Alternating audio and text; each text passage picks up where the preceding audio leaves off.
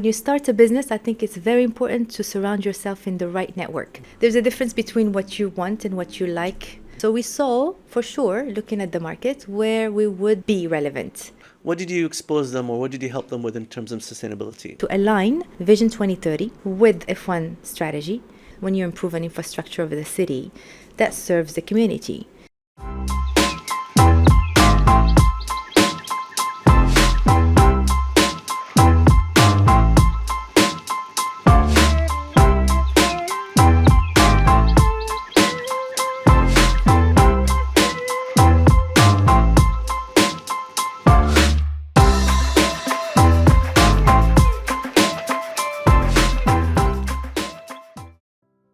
Welcome to another episode of Big Talk. Today we're privileged to be with Ms. Ghizlane Rahali. Ghizlan is also the owner of Pi Strategica. It is a marketing and communication company that specializes basically in all areas that currently is needed in when it comes to sustainability, when it comes to business awareness, and when it comes to like giving back to the community. So without further ado, Ghizlan, how are you? I am wonderful. Thank you very much. Ghizlan, I want the audience to understand who you are, how you started in your business, how you became an entrepreneur, because that's not how you started, right? No. Tell us about how you gained the experience that you currently now have in this area that we're going to be talking about. Thank you, Samir. It's a pleasure to be here with you guys today, to be here with you at Big Talk. So my journey in Bahrain has started in 2003 when I joined the BIC, the Bahrain International Circuit, which was back then at its early stage of establishment. Obviously, the first Formula One Grand Prix that took place in Bahrain was in 2004. And I was blessed to be part of the founding team to deliver the first, second, third, fourth, and fifth Grand Prix. Now, what team was that? What part of BIC were you involved in? Sure. So I initially started in the marcoms, in the communications. Well, back then it was marketing and PR, mostly focused around marketing, branding, and also on the side, I've actually managing. Because our team was very small, so I took the leadership to support and help drive the sponsorship division. So I kind of had two roles. It was a journey. It was fun. It was good for me to discover the world of, the corporate world, and to see opportunities, especially when you are in a startup, in a business that has just been established. It is a startup because the BIC started its first race with 2004, correct? Correct. So I'm sure it was a little bit challenging for you guys because whenever you start any business, introducing it to the community, introducing it to the public, to the clients, to the customers, especially when you're asking for money. Correct. it gets challenges because you have no history. You have nothing to show for and saying this is how good we are, this is what we've been doing. So how did you overcome this? How did you figure things out? And this is the first time you were in an automotive or a motorsport industry? That's right. Yes. And the only thing I knew about motorsports is watching those red cars on TV back then when I was, a tiny kid and not knowing actually. When you say red cars, you mean Ferrari? Back then, I didn't even, I knew Michael Schumacher, a bit of Ferrari, but that's it. Okay, so you're a Ferrari fan? I love Ferrari, but I also love other teams and yeah. That's a good answer. Yeah, and it's genuine actually. Yeah, and we can talk about it. We can say why, because the journey of motorsports of Formula One has evolved from 2004 to today. So I think from 2004 to now, you don't have to pick a team, whereas I think before it was a lot more aggressive. Actually, I agree with you, especially in the past 2-3 years when the new company bought Formula One. They really tried to make every team relevant, every team member, every car relevant and have its own spotlight. They did the Netflix show. They just made people much more aware and gave a chance for even the entry level and the ones that don't usually make the podium publicity. So really, you are correct. Now you can actually watch the sport and just enjoy every aspect of it. So correct. You're correct. Yeah, and I think they bridged the communication between teams as well. So now you see so many competitive teams talking to each other. So the culture of Formula One has definitely evolved and it's been progressive. And tell us about some of the situations that happened, funny stories, interesting stories, things that you learned and you gained. I know I'm going to make you go back, a couple of years back because what are we at? We're in 2024. So, oh my God, we're talking about 20 years ago. How time flies. Yeah, we looked very different back then. Yes, we did. So our mandate was to have 5 international events a year. But also what we've done is that we also worked hard into monetizing the circuit. So building our platform around corporate events that was led by my colleagues was important, to make the venue a private venue for events within the motorsport space or outside of it was important, and that was exactly what we did for moving forward. So it was learning from the international standards and localizing the experience and turning the circuit into a profitable business. Obviously, that has been a lifetime ago. I don't want to, claim where the circuit is today because I've only worked there until 2008, and then I moved on into financial services. But I'm very happy and blessed. I feel blessed that I've had that experience. Halfway through it, as a matter of fact, I formed the sponsorship division, became the manager for sponsorship, and that was also very important to. It is challenging. It is challenging because sponsorship in general in any industry is difficult. Because basically what you're telling is you're asking people for some money, and really there's nothing tangible that they're going to get in return, nothing physical they're going to get in return. It's more of an investment into their brand and affiliating their brand with the, in this case, with the circuit, which is, to me, one of the biggest brands that we have in Bahrain. Correct. But at that time, because it was new, the events that were taking place are new, so it was a little bit more challenging. Now, from that, you transitioned into the financial services. Correct. Tell us about that one. Well, yeah. So in 2008, I made the decision to move into banking and finance. It was a natural progression for me, for my career. I think, I'm not sure, but I think many of us have always wondered the what if, Obviously, Bahrain is leading the financial sector.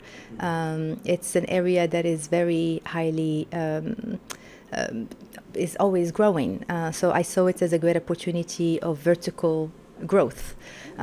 So opportunities were bigger, and also I think culturally it was the next step forward. So I've taken the cultural direction.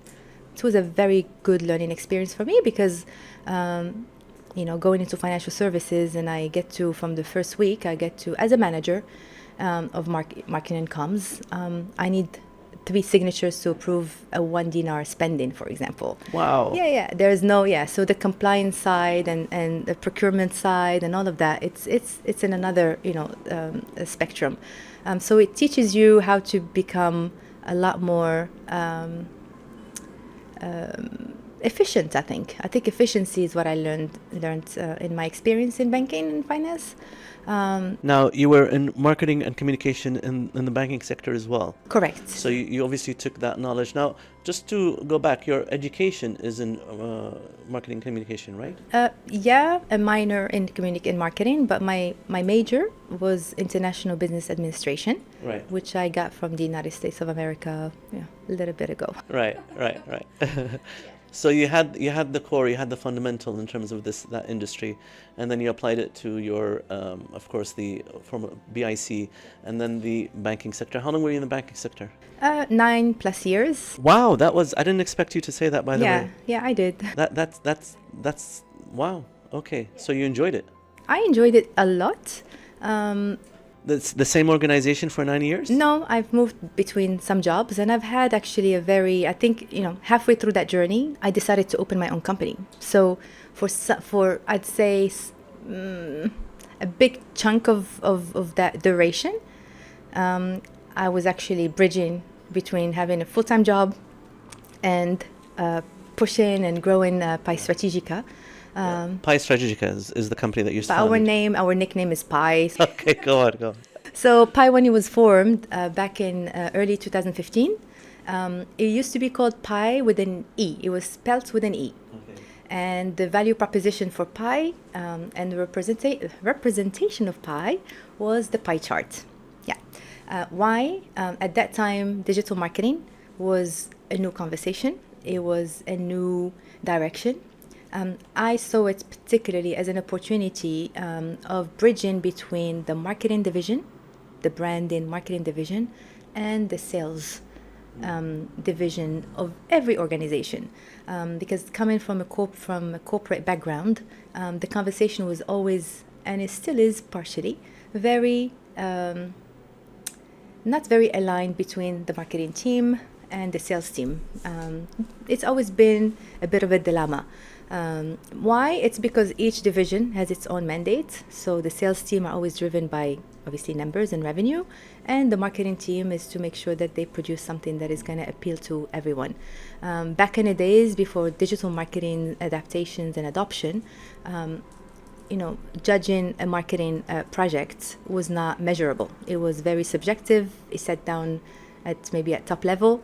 It was a matter of choosing a color, a preference, but digital marketing and its tools, they've facilitated and they made this transition very, very helpful. And this is where I saw the opportunity back then in 2015 and the 14-15. And this is how we came about forming the company. You had to dabble between being an entrepreneur and being a full-time employee. This is one of the most common things that entrepreneurs do, especially professional entrepreneurs. And a professional, I mean like they're working somewhere else. And it's really challenging for them because they're dividing their time. Now, you're also a mother, correct? Correct. Right. So you have you have a beautiful daughter. Yes. And then of course your husband who's also working. So you had to balance a lot of you had to play a mom, a wife, a professional, employee, an entrepreneur. There's a lot of balancing act. And so walk us through this. Tell us how you manage that, because this is something I think people would want to understand and learn, because I'm sure a lot of people are going through that same experiences or will go through that experiences if they ever thought of transitioning from employee to entrepreneur. Everything that you've mentioned are of very high importance. Family, daughter, husband, work, and everything around it. I think what is probably the winning formula is to be able to be clear with yourself on defining your priorities. You just gotta be consistent. You gotta know. You gotta reflect on yourself. You gotta talk to yourself. You gotta know exactly where you are and what you want to do and where you're planning to head to, and be authentic, be real in simple language, and stick to your plan. In my own personal experience, I've juggled a little bit until I landed there. I tried to do everything at the same time equally well. And of course, for me, let's take the example of when I'm employed, because I was an entrepreneur exclusively, and I was at times holding a job. And when I was holding a job, I definitely prioritized my work, and I put my business aside. And that was no longer a priority. I could not, and I knew that I couldn't do both. And if I was trying to do both, then I'm hurting every aspect of it. I'm hurting myself, I'm hurting the organization that's hired me to do the job, and of course, hurting the company that I'm in the process of growing. Family-wise, it is very important to me, so that was always top important. Obviously, when you have a little baby, the time that you need to spend, and as long as you do that, then you're good. But the lesson that I can definitely say is prioritization. Now, you don't have any role models in your life at that stage in terms of entrepreneurship. There's no, so it's not something that you said, I want to be like how my family or my mom or my dad or there was no somebody. So that's challenging. That's also difficult, because usually if there's somebody that you look up to that's in the field that you like, usually you try to see what they did or how they did it. So you didn't have that, which is to me it's interesting, and it just made it even more challenging for you. Now I was rooting for you, even back then, and Thank you so I always much. supported you because I believed in you. Thank you so much, Samir. I appreciate it. And I love anybody that starts their own businesses, and I mean I just love it, and because it's a risk. You're taking a risk, and it's not easy to take that risk. And your risk tolerance is different than my risk tolerance. Of course, your life is different than my life. So there's certain things in your life that makes you want to take less of a risk or more of a risk. And I understand that. But walk us through that. Tell us how you and the challenges of the day that you decided to stop working or the day that you stopped working and then you went into your office. Did you have an office at the time? Did you rent an office? I mean, walk us through the whole thing. So I started my journey. So when I decided, I'm going to take this and I'm going to turn it around for an opportunity. It's going to be my future. And the way I started, so I used to know and hear of a program that United Nations Development Program offered to all young and of every age, to be honest, to individuals who are interested to establish their own businesses. So hold on. So there's a program. This is for Bahrain, or this is anywhere in the world? Anywhere in the world, and in Bahrain in particular is where I took it. So it's a program basically to develop people into the business field, into entrepreneurship? Correct. To get them inducted, introduced, and to train them. So it's a 3-week program. You pay a small little money for it just so that you are committed. Right. At that time it was 85 dinars, I remember. This is here in Bahrain, or do you have to travel somewhere? It is in Bahrain, yes. It is in Bahrain, and basically so you go through a 3-week program. And during those 3 weeks, they teach you the basics of how to go about starting up a business. So they cover all areas from how best practices around, they start off with the actual paperwork and administrative work of how to go about it. They teach you how to manage your finance. So you learn a little bit about how to manage your finance, your procurement, how to recruit, how to manage your HR. And they give you a good crash course. That puts people like myself who are interested to start off in a comfortable and safe environment to push.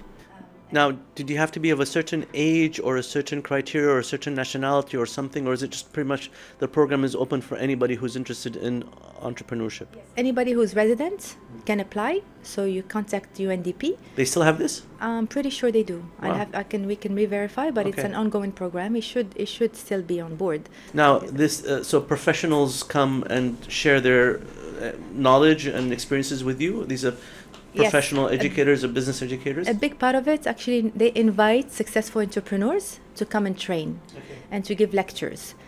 So you get quite a lot of, very known, successful entrepreneurs to come and train us and train the batch or, the attendees on specific areas. You got to cover it all. It's a 3-week program. I think it was five days a week. You finish. You are left with, they give you a certification, but in truthfulness, they give you quite a lot of confidence, Okay. and they get you ready to go, and they give you even tools. So for companies, let's say,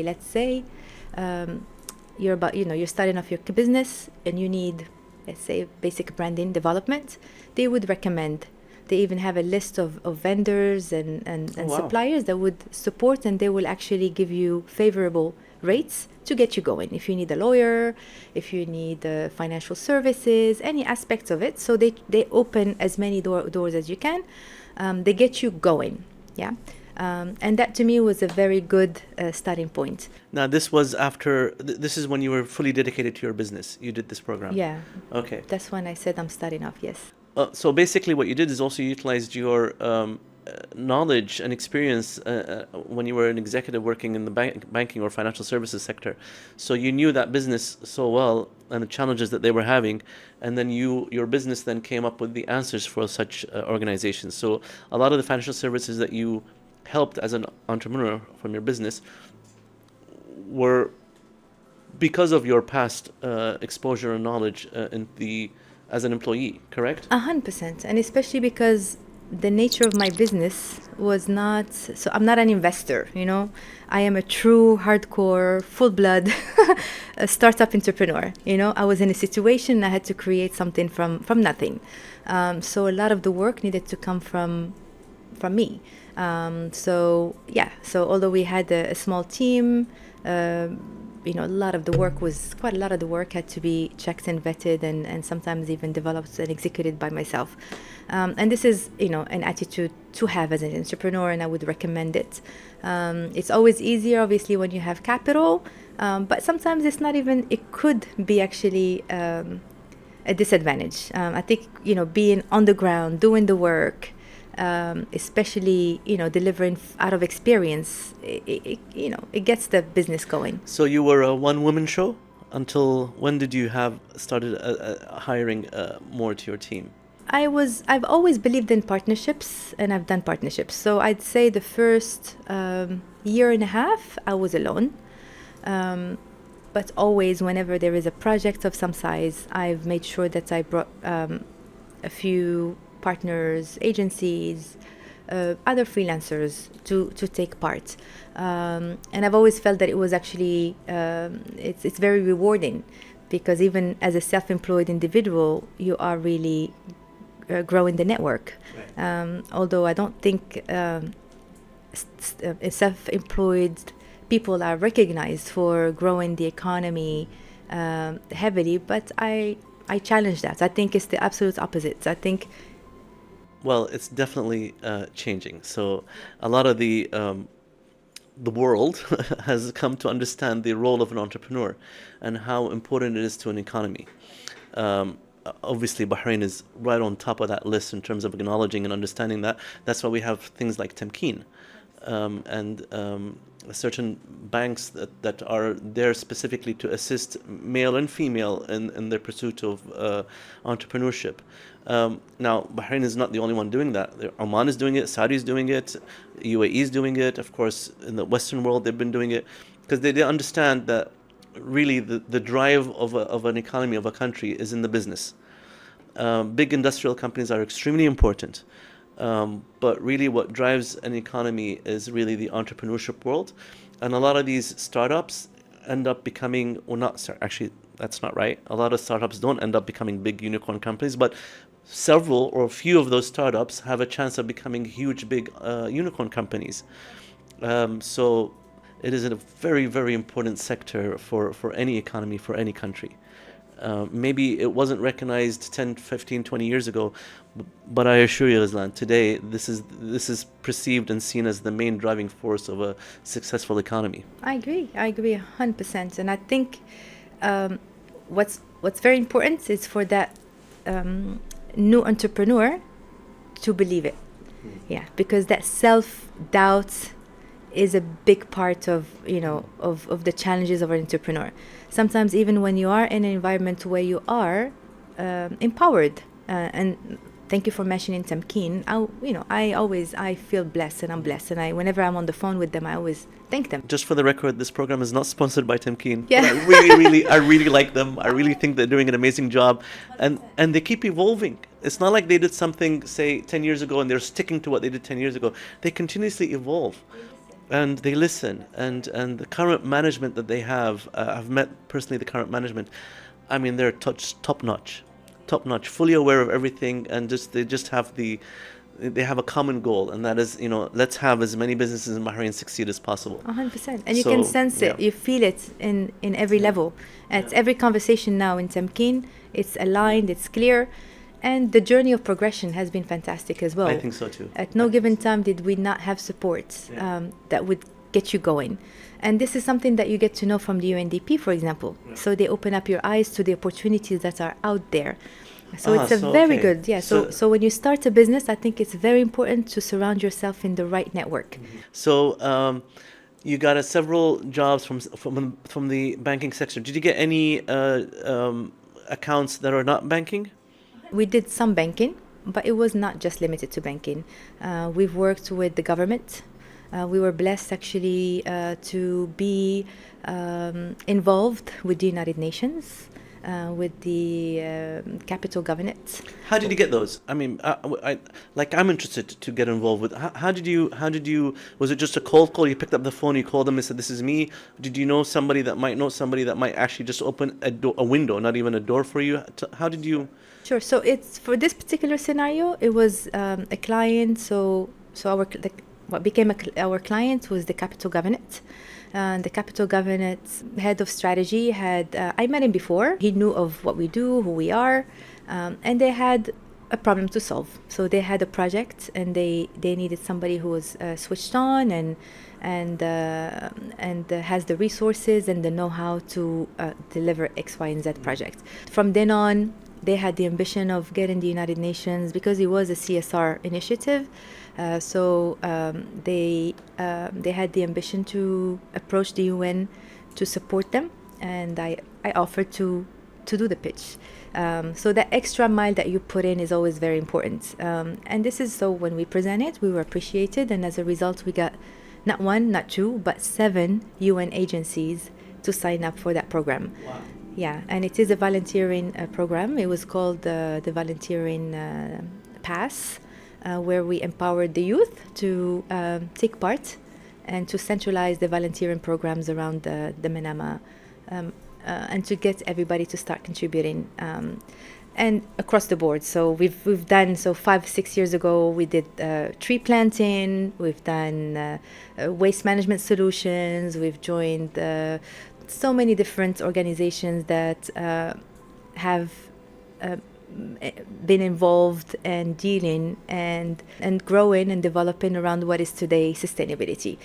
I was gonna tell you that you slowly, I can see a trajectory going towards the sustainability. So it was more of a change that was going on all over the world, including with your clients, and this is something also you hold dearly to yourself. You're also you like that area. You maybe you were ahead of time, and in some cases where you were telling people that this is an area that people should be involved in, but it was hard to accept it because it's not something that really makes money, or it's like more of a cost than a, it's not a marketing where you put an ad and you get some kind of reward.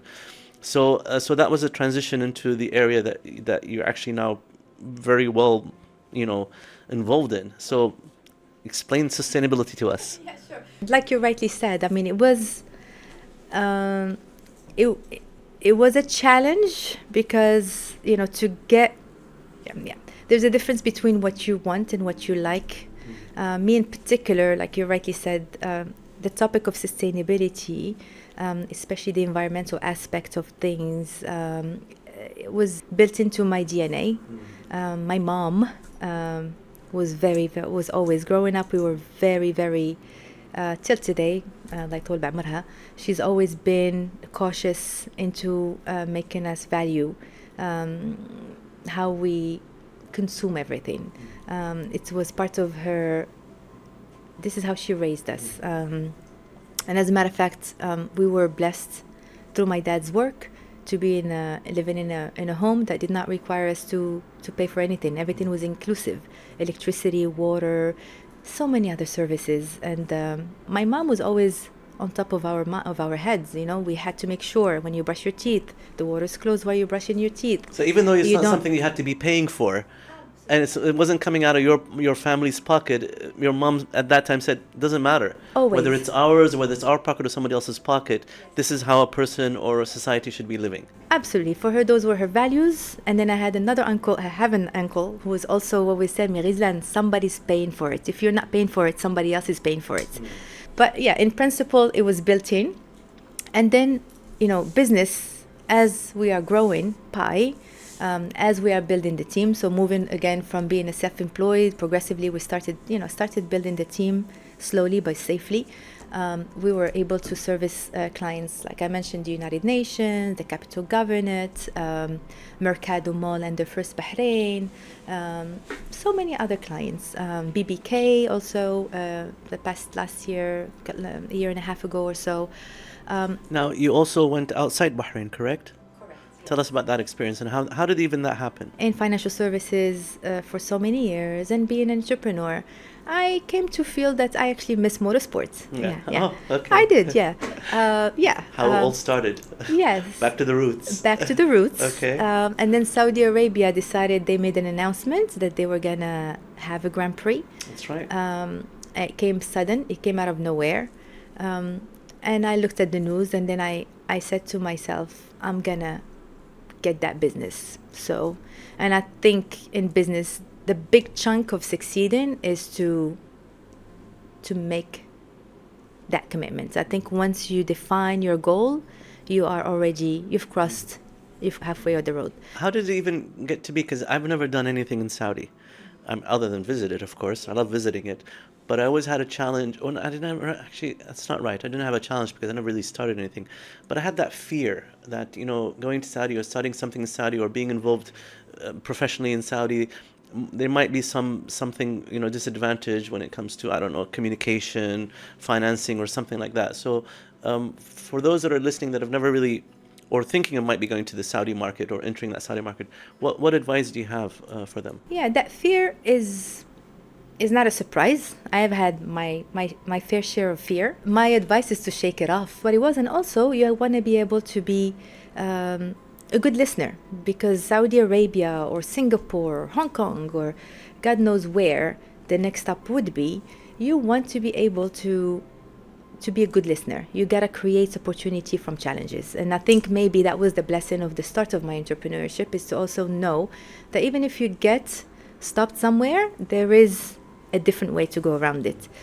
In my case, for example, when it comes to Saudi Arabia, obviously my business line, the natural proposition for Saudi would have been to pitch the tradition marketing, to present ourselves as a marketing agency. But we knew that this is a big, huge project, and we did not know, obviously, and it was happening very fast. So we had to sit and plan it differently. The 5 years that I've worked around sustainability, what is sustainability today, gave us quite a lot of knowledge and know-how and learnings from developing sustainability policies to developing a communications plan around it, because the conversation and the communication and the nature of the content around the topic of the UN SDGs and sustainability topics is very specific. So we saw, for sure, looking at the market, where we would be relevant. So this is something that they required, they asked for, or did you go and tell them, guys or girls, this is the area that you should be focusing on? How did it work, and why did they choose you? No, because probably we were the ones who raised the conversation. So the priority and the conversation, and the mandates for the circuits did not include the sustainability element. Wow. We saw the opportunity, we presented it, and then as the market is moving so fast around sustainability, that time came when the time came. And with that was not the only, just to say that we pitched other solutions to them. It was not just sustainability. What did you expose them, or what did you help them with in terms of sustainability? Give us an example. You have an international event, the first Grand Prix ever in Saudi Arabia, that's gonna take place at a time when the leadership of Saudi Arabia is mandating the transformation of the country in line with Vision 2030. So that is a big platform that we started from. And also on the other side, you have the Formula One management that has its own dedicated F1 strategy. The first thing that we've done is that to align Vision 2030 with F1 strategy, and to make sure that we create a sense of alignment. So we built a strategy around it that delivers to both ends. So a lot of meetings with engineers at the early stage when the circuit is being built, defining very clear goals of how are we going to drive this conversation of sustainability. So we saw the opportunity, for example, of capitalizing on the landscaping of the city, on creating a clear message and a clear mandate around the reason, the rationale behind a country dedicating themselves or dedicating a budget to build a street circuit in the city of Jeddah. But basically, in simple language, when you improve an infrastructure of the city, that serves the community. You improve the quality of life for the residents of Jeddah. So you're talking about 6, 7, 8 kilometers of the Red Sea shore that was abandoned. So when you bring the circuits on the ground and you give it the landscape of the highest standards, to build it around making it accessible. So as a matter of fact, the circuit has fields for football matches, for basketball, so the whole design of the circuit was in line with the conversation or the strategy of the sustainability. And that happened very fast, and we're very happy to have been involved in that process. Another example, for example, is a lagoon. So that land, when it was being repurposed, before the Grand Prix, before the circuit was built, there used to be, many years back, there used to be a lagoon that was dead, like life was, so by having a Formula Grand Prix circuit on the ground, one of our biggest mandates was to bring life back into the lagoon. We gave it an extra level of commitment, which is to make sure that we hire the right engineering team to bring life back into the lagoon, and not to make it just a visual, a visual facade. And also, and sustainability is all about being authentic. So anything that you claim, an organization claims that they're doing, they need to be able to roll their sleeves and to prove it. And this is something that we supported them on in terms of tracking of information, collecting information, and reporting the information efficiently. Now, this have you just done it in Saudi Arabia? Did you replicate this or use that talent and experience and try and improve and try and introduce it to different? We have worked this year with, last year, 2023, we've worked with Doha, with Qatar as well. So we've managed their sustainability portfolio. Which area? For the Formula One and for MotoGP. All right, because they're having also Formula One. So now we have actually Formula One in Bahrain, in Qatar, in Saudi, and in UAE, in Abu Dhabi. Yes. Yeah. So it's been a beautiful journey, a great journey of growth. It is a journey that's always evolving. So sustainability is nobody has the final answer for anything. When you talk about climate change, you're talking about decarbonization, talking about waste management. This is all a space of discovery and a space of development. Can somebody come and hire you and tell you, listen, we've had our parent company or international brand, they're telling us to present some kind of a sustainability presence. If somebody comes and hires you, would you you'd study them, you'd study their market, you study who they are, and then you come up with some kind of proposal? That's exactly what we do. In 99% of the cases, we discover so many practices that organizations are living by, and they are of sustainability nature. They just do not, and they don't realize it because they don't know it.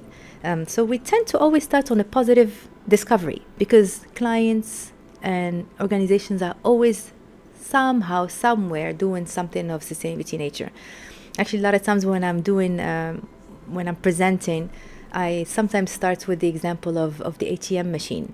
If you press go green, you withdraw money. That's true. Paperless. Paperless. So you are already adopting into the sustainability journey. It doesn't have to be big. You don't have to be the multinational that's doing, the big transformation. But little steps add value, and that sets the company and the team and builds the sustainability, integrates the sustainability mission and mandates gradually into your organization. So talking, for example, I'm looking at electricity. There's so much light all around us. It's just illuminate the room and make sure that the camera picks up the best angles of the people. But imagine within your organization, I don't know if you have a clear policy that requires all your employees to switch off these lights immediately after the interview, for example. See, I do that, but it's to cut costs. Yeah, that's fine. And make it a good journey. You cut costs, you are actually serving the universe. Okay. So there's a benefit, a direct benefit. So you're not really, this is what I'm trying to say, sustainability is not always costly. Adopting to sustainable practices can be beneficial. Money. It would save you money. But it's not always the case. Like, for example, waste management today in the Gulf, it's still a big, costly exercise. We don't yet to have a very strong, seamless waste management solution. It's still in discovery. You have the big cities all around the GCC, particularly Saudi Arabia, that are advancing in this conversation. They're testing, having pilot programs. We don't yet have the final answer. But should that be our showstopper to throw waste left and right? No. You still want to be able to actually do your part of the work. So if you can reduce waste, if you can, when you shop, if there is a plastic bag that's offered to you, and you can actually carry everything by hand, carry by hand. And then you get all your team to know, by the way, you can put just a little reward, incentivizing board sheet that would say, you know what, if you've done that this morning, ticket, and reward people for being better citizens. It's a beautiful... Or carpooling. Instead Thank of coming, bringing your own car and you carpool, you save money. You save money. And, other things that you save on. Absolutely. So you are, each person in their own means, in their own style, will go into that positive transformation. So you're trying to instill habits that maybe on an individual level we have, but you're trying to instill it on a corporate level as well, habits on a Correct. corporate level. Correct. That are helpful to the organization, to the environment, to the community. Now, you will work with any organization, no matter how small or how big they are, 100%, yes. and you'll work within the budget that they have. Yes. So if I come and tell you, look, this is really the budget that I have, you're gonna say, fine, we'll work with that budget and we'll give you what we can, and have you, have a sustainable message with the budget that you have. Am I right? Absolutely, where we're growing, because we want to adopt the sustainability nature of things, and hence we are growing the business so that we become very accessible to everyone, and to support, to get everybody to start somewhere, to have a starting point. Okay. And this is really where we are today. Yeah. How can people get hold of you? Well, they can get in touch with us. They can visit our website, What is which is Pi Strategica, so strategic.com. So yeah, I think that would be, and visit our Instagram page as well. How did you manage to adapt to the changes? Now, I know that you're actually telling companies to change. Yeah. So you how do you say it? You talk the talk and walk the walk. Correct. So obviously you had to do your own transitioning and your own changes from a corporate world to an entrepreneurial world, which is a completely different world. I mean, it really is a different world. So you learned from that. How did it happen? What are the challenges that you went through, and how did you overcome them? It's been a change in so many aspects. I think moving from corporate to entrepreneurship is one. Establishing a company that was meant to be completely dedicated to digital marketing, to holistic communications, to becoming specialized communications sustainability company that is now working on data tracking and reporting and putting together ESG reports, has been a journey of change, quite a lot of change. My advice, and what I always say to cover and to summarize this experience and how I've approached it, to be in a position to reinvent oneself. I think this is very important for entrepreneurs, because in entrepreneurships you're gonna go on some highs and you're gonna fall in falls. It's the natural volatility of being an entrepreneur. You will be sometimes at your highest and you feel like you're at the top of the world, and sometimes you're down, sometimes you're not even that down, but you feel down just because you're being pushed around a lot. My advice is to always be in a position of reinventing. Any challenge, any situation, I would say to reflect on it, approach it on a positive view, and always put in your mind reinventing. You want to be in a position of recreating. And as a matter of fact, the synonym of sustainability is regeneration. I use that quite a lot whenever I can. I think sustainability as a term has been used quite a lot. I prefer the word regeneration, because that is the true essence. And in running business, if you approach it from a regeneration, if that's a word, attitude and approach, you are only bound to succeed and to move forward. And this is how I believe I was able to keep Pi growing. I listen to the market, and I'm aware and conscious of my capacity. I build the team around it, and we approach it. What does entrepreneurship mean to you? As an entrepreneur, a Bahraini entrepreneur, it's very important for me to be able to be a source of attracting investments and revenue back into my kingdom. And ultimately, that's my ultimate goal. How do you do that? Give us an advice or a clue. I mean, how is that done? Well, it's to have a plan and to make sure that, as an entrepreneur, when you start your organization, you should put a timeline when you will be, as an organization, able to scale up and grow to outside to international markets, starting from our neighboring countries to beyond. How easy is that, Ghizlan? Because I mean, I know we've talked about this before, and you said just pull your belt and just go there and face it and deal with it. Would that mindset apply in any business, or is it most likely in the marketing and advertising business, or the business that you're in, or is it, if somebody has a shop, a restaurant, or a retail shop, do they apply that same mentality, go there and just deal with it? Because there are some, it's different. It's not like Bahrain.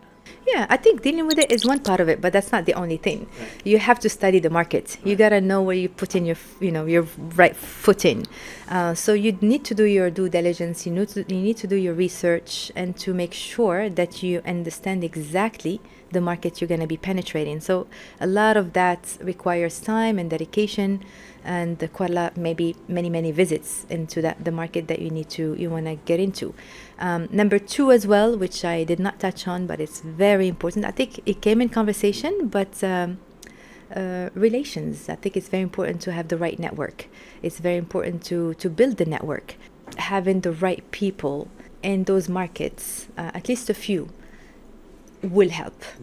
Going alone with rolled sleeves might not really be the only ingredient to success, but a combination of doing your due diligence correctly, knowing, understanding the markets, understanding where you're going to be able to pitch and position your brand is crucial, so that you don't waste time. You want to have the courage, obviously, and the dedication to do it. Without it, you will find quite a lot of discouragements. Every single step might be a challenge. And I think three is to be able to build the network. So being present, attending networking events, meeting people, going to conferences, that's a very big consuming time, but it pays back in every industry. You want to be present. So as part of being an entrepreneur, you've asked me earlier of how do you get into, how do you convert business? How do you I've mentioned that, of course, you need to be attentive, you need to be persistent, you need to be consistent. And knowledge is very important as well. So as you are growing into a certain business line, it's very important to be aware of the current market, particularly when it comes to sustainability, because it's a changing ecosystem, and it's progressive in its own DNA. So in my case, and this is a success story that I feel that's very close to my heart. So after the Grand Prix, we turned to look and support the Dakar rally. And this is the Paris, what's referenced to as the Paris-Dakar, but really it's in Saudi. It is in Saudi. So actually Dakar used to be, Paris-Dakar. And this year is the fourth year that Saudi Arabia is actually hosting it exclusively. So it is an important motorsports portfolio for Saudi Arabia. It has its own mandate vis-a-vis sustainability, and actually the Dakar brand owner, ASO, they have very clear, well-defined guidelines around sustainability. And they touch also on waste management primarily. They touch on community. They touch on the environment. And these are their main three key pillars. So what we've done is that we've talked about aligning Vision 2030 with every international event that comes into the kingdom, and we look at areas of synergy. Yeah. So the PIF last year, they've launched what we call, or their brand name is the Volunteering Carbon Market, which is a very positive addition to the Saudi's Vision 2030 growth around clean renewable energy. And what we've done, so we saw the opportunity of actually aligning motorsports into the Saudi vision. And through our advisory and our operations and our work, we were able to get Dakar's carbon footprint of 2022 to be completely offsetted. And the investment of offsetting the carbon footprint was invested back into Saudi Arabia. So instead of doing that internationally, which is not very circular, we made sure that we practice and capitalize on every opportunity that our countries, our markets are setting up as platforms. So during the FII event of last year, We were very happy as Saudi motorsport company to sit along the side of the large companies such as Aramco, such as GIB, Saudi Airlines, and so many others, SABIC. We were one of 15 companies that had signed up, taken part in the Saudi PIF volunteering carbon market.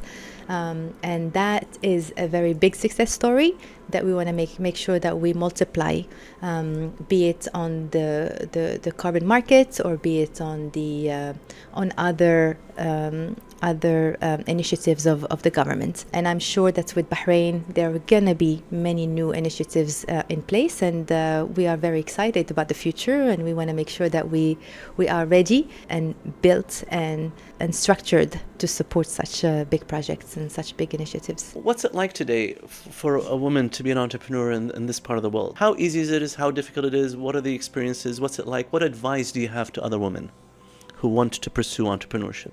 Oh, I've had these conversations quite a lot. Some became very heated. Oh, really? Yes. You know, we come with different experience, different opinions. And I think this will definitely, the answer will depend on each individual in my viewpoint. Overall, I think we are blessed to be in this part of the world 100%. I think that we have an absolute advantage. As a woman on international level, I think we vary quite a lot. If you're talking about an entrepreneur in a country, without mentioning names, in a different country than Bahrain or the GCC countries, she might have disadvantages, quite a lot of disadvantages, just purely because she's a female. All in all, I think a woman still has a disadvantage, lightly. I think this has been established globally. Very few countries are leading the equality between women and men. But I see it as again a natural progression.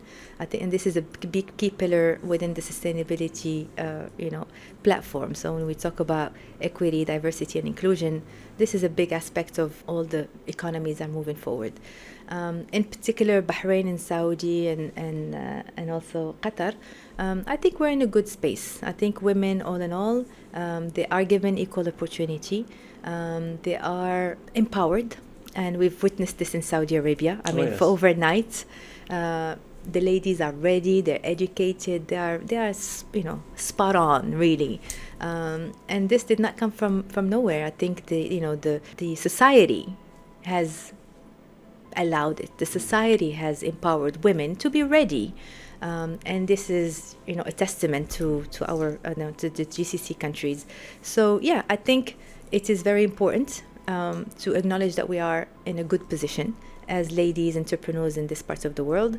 I think the world is in our hand and everything is possible. I think it's we live in a close to an equality environment. Yeah.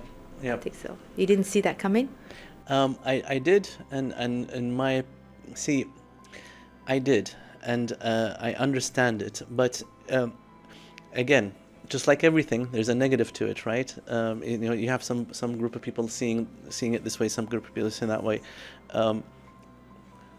Within, let's say, a group of men, there is no equality among them.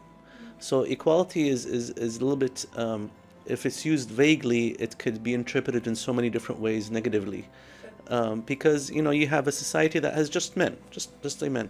There's no equality between them. There's some inequalities between them. It could be economic, it could be physical attributes, it could be whatever it is. It could be knowledge, it could be education, it could be all kinds of stuff. So when we use equality to describe male and female, you cannot get perfect. Nobody can be equal. That's what makes you special, is the fact that you're not the same. Yeah. You're not equal among other women, among other men, among other people from different parts of the world, be it language, be it culture, be it belief, be it skills, be it education, be it all those things. So I think it's really important to have an equal playing field, and making sure that with your skills and with your knowledge, you can play this game that I'm playing, let's say, and have as much chance, if not an equal chance, of doing it. And you should be chosen just based on the merits and what you're able to provide that I can't, or vice versa. That's what I think. I think the playing field should be equal.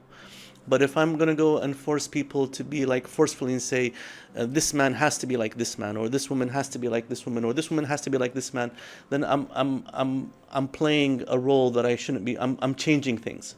I'm making things not as fair, to be honest with you. I'm making things not fair on the promise that I'm trying to make it fair. Does that make sense? So in my pursuit of making things fairness, I'm actually creating unfairness. And again, this is just people interpreting things, because, you know, life is beautiful and human beings are amazing, and there's all kinds of people in the world, and they interpret things in their own way. But it's our job to educate the people. As a person who has an audience, I'd love people to understand and see that, yes, you can see positive and negatives in everything, in every single thing. You know, you choose what to concentrate on.